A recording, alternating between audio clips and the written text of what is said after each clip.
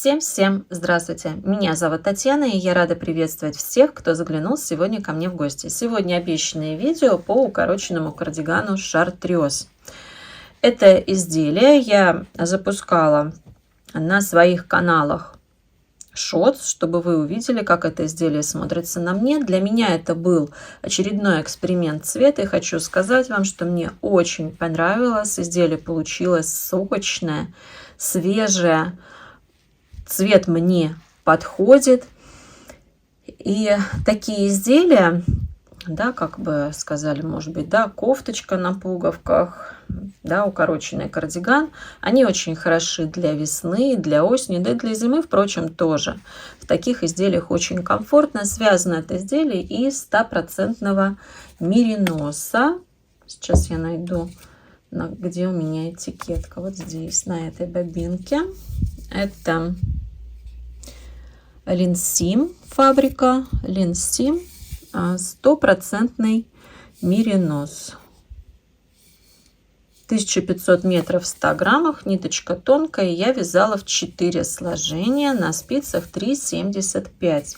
Эта пряжа имеет раскрытие. Сейчас вот этот кардиган прошел ВТО только один раз, но я думаю, что еще в последующих стирках пряжа будет еще раскрываться и разбухать. Какую я для себя ставила задачу в этом изделии? Мне хотелось, чтобы это была кофточка с акцентом по полочкам, да, то есть поэтому сюда я включила узор. И я еще сделала небольшой акцент на рукавах, сделала их немножечко пышными, с защипами на плече. Мне очень нравится. Сейчас цвет кардигана немножечко передается неправильно, да, вот если я двигаю полотно, то оно такого цвета, какой есть на самом деле, то немножечко изменяется, потому что сейчас на улице пасмурно, и цвет, конечно, может быть и другим. В этом видео я вместе с вами провяжу раппорт узора в высоту, то есть здесь есть такой моментик, о котором нужно, да, будет показать, как это сделается. Узор несложный. Справится даже начинающий с таким узором. И дальше я просто вам расскажу о том, как связано это изделие. Кому-то эта информация, возможно, тоже пригодится. Давайте я вам взвешу и скажу, сколько у меня ушло граммов на этот кардиганчик. Связала я его на 44 российский размер. Давайте сейчас мы его так вот сложим и посмотрим, какой вес у этого изделия. Видите, 206, да, 207 граммов. То есть совсем немножко.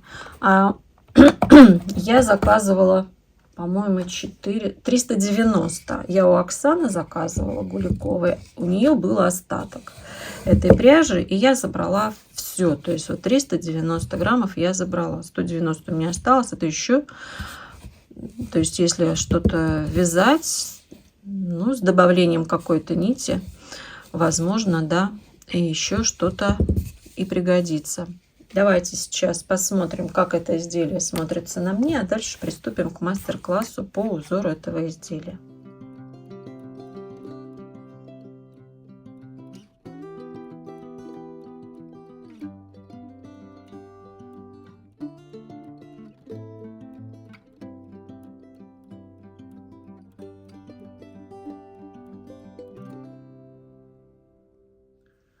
Раппорт узора равен 34 петли в ширину и 16 рядов в высоту. А дальше он повторяющийся. Я вам вставлю схему узора для того, чтобы вы могли сделать скриншот.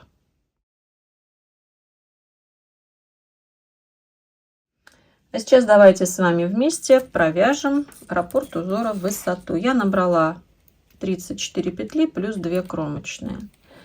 Первый ряд провязываем, 2 лицевые, 2 петли вместе с наклоном влево, накид, 11 лицевых, 1, 2, 3, 4, 5, 6, 7, 8, 9, 10, 11. Дальше нам нужно сделать перекрещивание вправо. Вот 2 петли. Я подхватываю вторую петлю и меняю эти 2 петли местами, провязываю их лицевыми. Теперь мне нужно поменять 2 петли влево. Спица за работой, подхватываю вторую петлю и меняю их местами. Провязываю 2 петли эти лицевыми. Дальше я вяжу 9 лицевых. 1, 2, 3, 4, 5, 6, 7, 8, 9. 2 петли вместе. 2 петли вместе с наклоном влево. Да, это одна простая протяжка, накид и 4 лицевые. 1, 2, 3, 4. В изнаночных рядах петли мы вяжем так, как мы их видим. Изнаночные, то есть изнаночные петли у нас получаются, у нас же нету лицевых. Все изнаночные, накиды в том числе. То есть в изнаночных рядах провязываем все петли изнаночными. Третий ряд провязываем 4 лицевые. 1, 2, 3, 4. Накид. 2 петли вместе с наклоном вправо. Я разворачиваю петли нужной стенкой, потому что я лицевые вяжу за заднюю стеночку. 2 петли вместе, 8 лицевых. 1, 2, 3, 4, 5, 6, 7, 8. 2 петли перекрещиваем направо.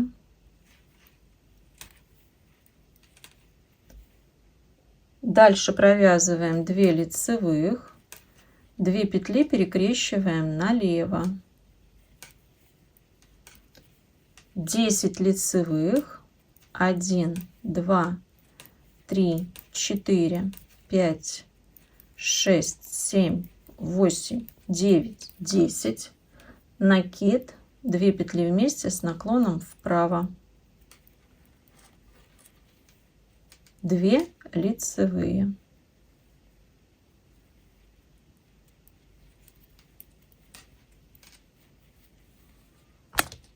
Пятый ряд провязываем 2 лицевые, 2 петли вместе с наклоном влево, накид.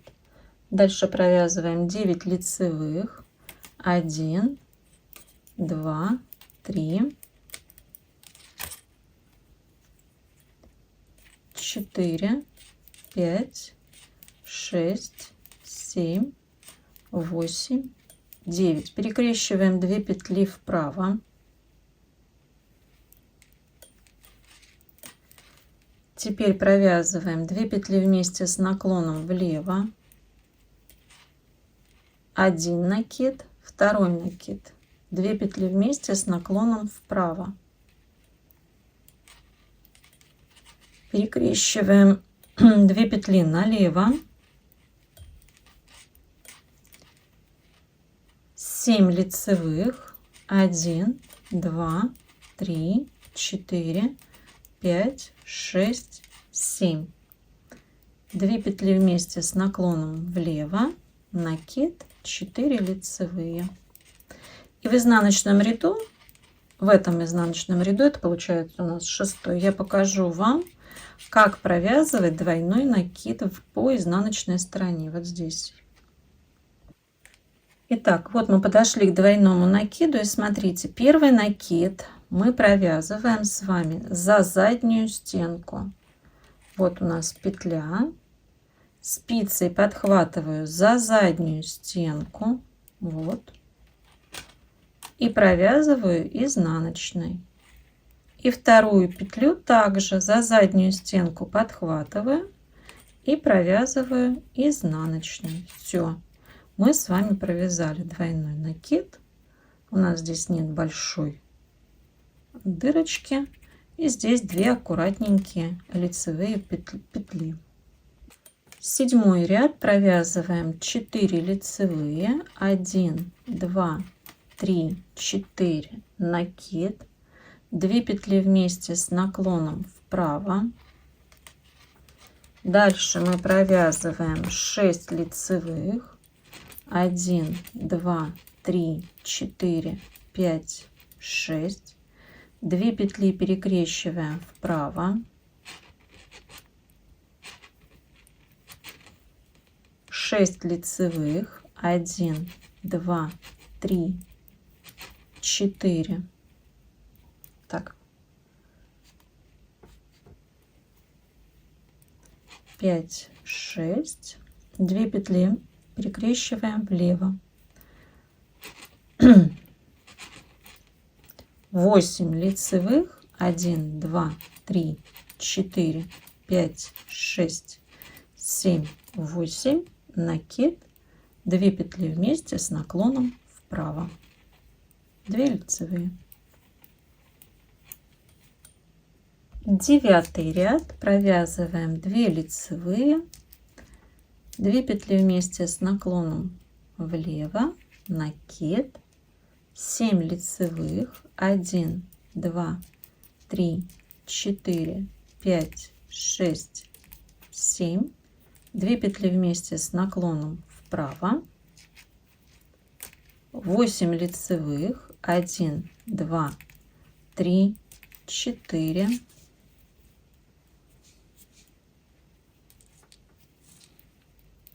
5, 6, 7, 8. 2 петли вместе с наклоном влево. Перекрещиваем влево. Не 2 петли вместе, а 2 петли перекрещиваем влево. Далее провязываем 5 лицевых. 1, 2, 3, 4, 5. 2 петли вместе с наклоном влево. Накид. 4 лицевые.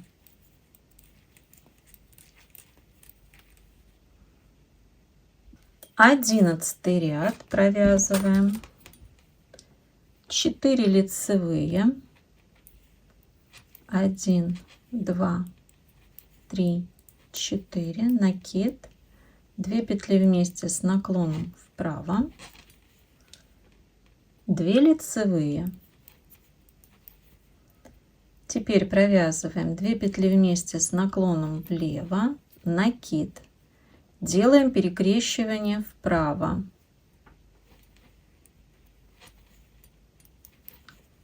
10 лицевых. 1, 2, 3, 4, 5, 6, 7, 8, 9, 10. Перекрещивание петель влево. Накид. 2 петли вместе с наклоном вправо. 4 лицевые. 1, 2, 3, 4. Накид. 2 петли вместе с наклоном вправо. 2 лицевые. 13 ряд. Провязываем 2 лицевые. 2 петли вместе с наклоном влево. Накид. 5 лицевых. 1, 2, 3, 4, 5. 2 петли перекрещиваем вправо.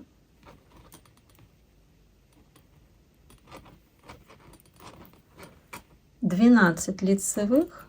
1, 2, 3, 4, 5, 6, 7, 8, 9, 10, 11, 12.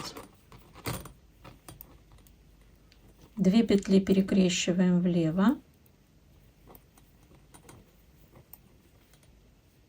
4 лицевые. 1, 2, 3, 4. 2 петли вместе с наклоном влево. Накид. Так, неправильно я провязала. Не 4, а 3 лицевые. Проверяем. 1, 2, 3. Вот теперь 2 петли вместе с наклоном влево. Накид. И 4 лицевые.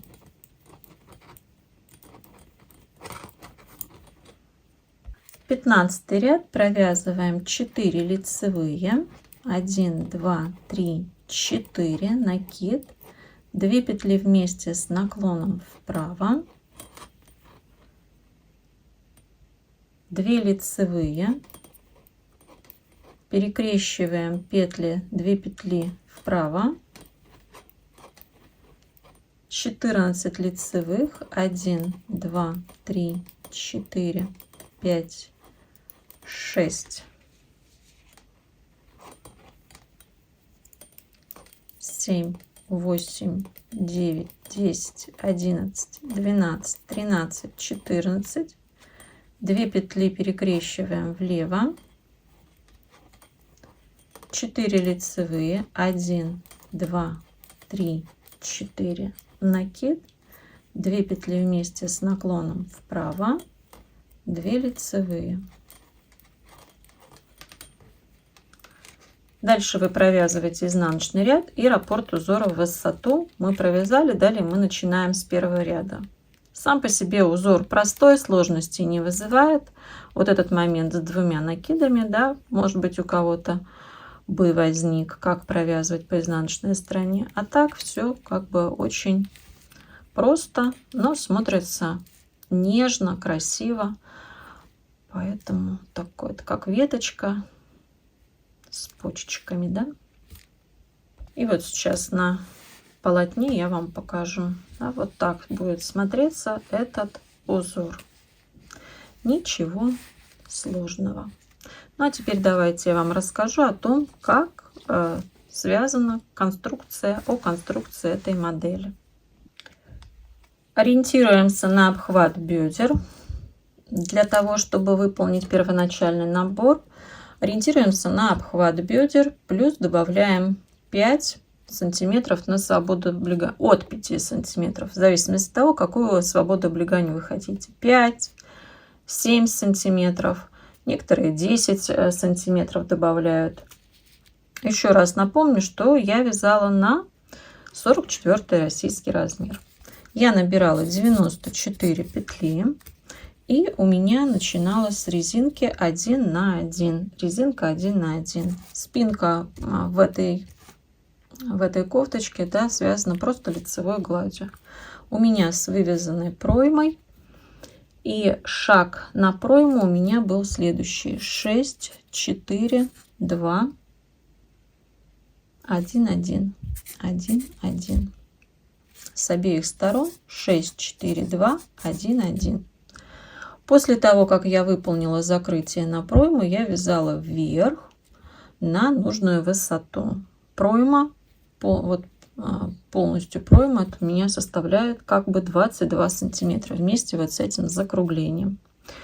У меня было 66 петель по спинке после того, как я убрала вот эти вот петельки на пройму.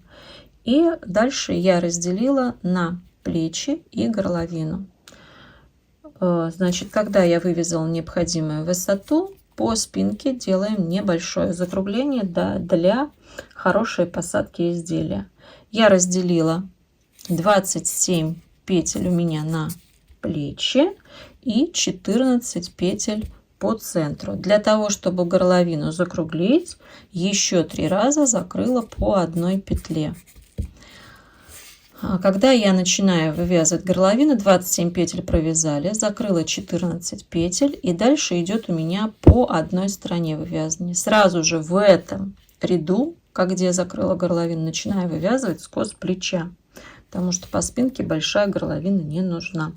Шаг по скосу плеча у меня получился 4, 5, 5, 4. Вот такой получился. И у меня конечно это 24 петли после того, как я вот эти 3 закрыла. 24 на плече. Закрываю плечевые швы методом 3 спиц. Выполнила закрытие по одной детали. Перехожу на левую сторону. С изнаночной стороны прикрепляем нить. И здесь по изнаночной стороне мы начинаем выполнять также скос плеча. То есть если здесь по лицевой стороне, то здесь по изнаночной. Спинку отложили, дальше мы переходим к полочкам. На полочке мы всегда набираем чуть больше петель. Ну, я, по крайней мере, набираю всегда чуть больше петель. И здесь у меня планка сразу же я вывязывала. То есть не потом отдельно, а сразу. Резинка 1 на 1 и планка у меня тоже 1 на 1. И выполнила я такой расчет. Я оставила, значит, 6 петель вместе с кромочной на планку. Одна петля, как для разделения, это изнаночная петля. То есть, чтобы заканчивалась у меня вот эта планочка изнаночной. Дальше у меня шел мой основной узор, аэропорт, 34 петли. И оставшиеся 12 у меня петель получилось. Это вместе с кромочной. Это лицевые петли.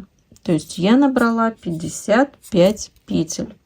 Нет, пересчитала, еще плюс кромочные. Значит, вот здесь 6 петель без кромочной. 6, 1, 34, 12 и плюс 2 кромочные, тогда получится 55. И все, здесь то же самое я вязала до проймы. После того, как я на пройму закрыла, у меня 41 петля была. Провязала чуть выше, и здесь я решила сделать округлую горловину. Но это уже потом, когда изделие стало готовым, я так вот для себя как бы поняла, что лучше было бы V-образную горловину. А если, ну, потому что вот полностью, когда до конца пуговицы застегнутые, ну, как-то мне не особо как-то этот вариант понравился. То есть я, если даже и застегиваю, то вот верхние 2 пуговицы я оставляю открытыми. На горловину я закрывала следующим образом. Тоже шаг у меня 7, 5, 3, 3. Чтобы у меня осталось также 24 петли. И скос плеча таким же образом я вывязывала. Это у меня получается справа, левая полочка аналогично. И рукав отдельно я вязала. Да, мне нужен было изначально, чтобы рукав был чуть шире, чтобы вверх, когда я буду вывязывать окат, чтобы мне сделать было хорошо защипы, чтобы ничего не тянуло. Начинала я с 44 петель. После резинки я выполнила прибавки. Так вот у меня идет. И у меня получилось 65 петель. После того, как я выполнила прибавки, вязала вверх прямо. Перед тем, как вывязывать окат, я всегда добавляю петли. Вот так расширяю на пройму. В каждом ряду лицевом я добавила по одной петле с обеих сторон. И у меня получилось 71 петля.